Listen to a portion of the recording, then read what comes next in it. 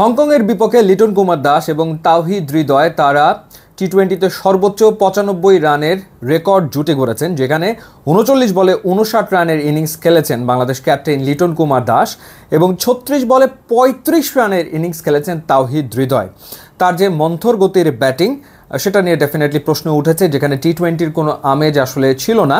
Definitely এই পার্টনারশিপটা valuable ছিল। ওই সময় উইকেট পড়ে গেলে বাংলাদেশ কিছুটা চাপে পড়তো, কিন্তু তাওহিদ হৃদয় টি-20 সুলভ তো ব্যাটিং করতে পারেনি। ইনফ্যাক্ট এই বছরই পাকিস্তানের বিপক্ষে মিরপুরে তাওহিদ হৃদয় আরেকটা ইনিংস খেলেছিলেন 36 রানের এবং সেই 36 রান করতেও তিনি খেলেছেন 37 বল।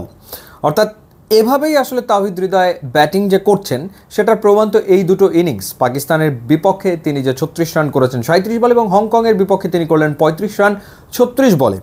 ইন্টারেস্টিং ব্যাপার হচ্ছে যে তাওহিদ হৃদয় রান টুকটাক করছেন, কিন্তু তার স্ট্রাইক রেটটা মোটেও টি-20 সুলভ হচ্ছে না। এবছর 15টা টি-20 ম্যাচ খেলে 13টাতে ব্যাট করার সুযোগ পেয়েছেন তাওহিদ হৃদয়, যেখানে তিনি রান করেছেন 260 এবং তার গড় হচ্ছে 23.63, কিন্তু তার স্ট্রাইক রেট 108.78। অথচ এই তাওহিদ হৃদয় ঠিক আগের বছরে অর্থাৎ 2024 সালে 21টা টি-20 ম্যাচ খেলেছেন, 20টা ইনিংসে ব্যাটিং করেছেন, 493 রান করেছেন, 130.07 স্ট্রাইক রেটে, যেখানে তার তিনটা 50 ছিল। এই বছর তিনি কোনো 50 করতে পারেননি। আর 2023 সাল যখন তার টি-20তে ডেবু হয়, সে বছর তিনি 11 ম্যাচের 9টায় ব্যাট করতে পেরেছিলেন এবং সেখানেও তার স্ট্রাইক রেট ছিল 126.49। সিগনিফিক্যান্টভাবে তার স্ট্রাইক রেট 2025-এ আসলে কমে গেছে, কিন্তু ম্যাচের সংখ্যা কিন্তু কমেনি। 15টা ম্যাচের ভেতরে 13টায় ব্যাটিং করতে পেরেছেন। তো যেখানে বাংলাদেশের অন্যান্য ব্যাটার যারা রয়েছেন, পারভেজ হোসেন ইমন কিংবা পারভেজ হোসেন ইমন, তানজিদ তামিম কিংবা জাকের আলী অনিক কিংবা শামীম পাটোয়ারি, সবার ভেতরে যখন আসলে ওই ব্যাপারটা লক্ষণীয় যে তারা আসলে টি-20 সুলভ ব্যাটিংটা করতে চায়, সেই ক্ষেত্রে এই 4 নম্বরে তাওহিদ হৃদয় ঠিক যেভাবে করে ব্যাট করছেন সেটা যেন বর্তমান সময়ের আধুনিক টি-20-র সাথে কোনোভাবেই মানানসই নয়। এমনকি তার যে ওভারঅল রেকর্ড টি-20-তে, তিনি এখন পর্যন্ত ম্যাচ খেলেছেন 47টা, 42টায় তিনি ব্যাট করেছেন, 944 রান করেছেন এবং 122.75 তার স্ট্রাইক রেট। তো সেটাকেও সে তো ম্যাচ আপ করতে পারেনি এই বছরে।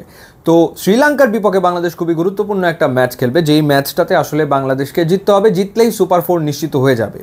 তো সেই ক্ষেত্রে তাওহিদ হৃদয় তাকে আসলে খেলানো হবে কি না সেটা একটা বড় প্রশ্ন। তিনি রান করেছেন, পাকিস্তানের বিপক্ষেও তার একটা 30+ ইনিংস রয়েছে, আবার এই শ্রীলঙ্কার বিপক্ষেও তিনি টি-20 সিরিজে কিছু রান করেছেন, ওয়ানডেতে তিনি একটা 50 করেছিলেন। সুতরাং শ্রীলঙ্কান বোলারদের সম্পর্কেও তার চেনা আছে বেশ ভালোভাবেই। টিম ম্যানেজমেন্টের সবচেয়ে ক্রিটিক্যাল ডিসিশন হচ্ছে তাওহিদ হৃদয়কে নাম্বার 4-এ খেলাবে নাকি এই জায়গাটাতে সাইফ হাসানকে খেলানো হবে, নাকি নুরুল হাসান সোহানকে ট্রাই করবে টিম ম্যানেজমেন্ট। সো খুবই একটা ক্রুশাল কল, বিকজ হংকংয়ের বিপক্ষে এই স্ট্রাইক রেটে ব্যাট করে পার পাওয়া যেতে পারে, কিন্তু শ্রীলঙ্কার বিপক্ষে বা আফগানিস্তানের বিপক্ষে বা পরবর্তী সময় যদি বাংলাদেশ সুপার 4-এ যায়, ইন্ডিয়া বা পাকিস্তানের বিপক্ষে এই স্ট্রাইক রেটে ব্যাট করে পার পাওয়া যাবে না এবং প্রত্যেকটা বল বাংলাদেশ দলের জন্য কস্টলি হয়ে উঠতে পারে।